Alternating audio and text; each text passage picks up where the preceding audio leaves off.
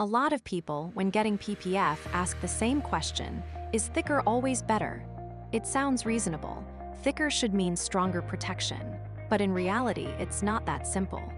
Let us start with thickness itself.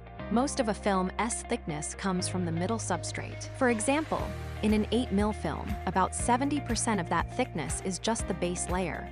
Most films range between 6 to 10mm. If you see 12 or 13mm on a brochure, chances are they're recounting the extra packaging layers too, so the numbers aren't the whole story. What really matters isn't how thick, but whether it can stretch without tearing, and whether it has the toughness to withstand impact. Take a poor quality film. Even if it's 12mm, it might still crack when hit by a rock. But a good TPU, even at standard thickness, can hold up and keep the paint safe. So the takeaway is clear: thicker doesn't always mean better. The best PPF comes from the right balance of thickness, material, and processing. If you a car owner, don't just stare at numbers.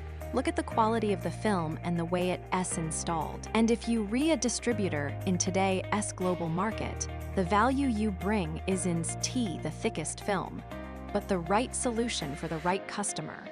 For more real-world insights into PPF performance and trends, stay tuned and subscribe.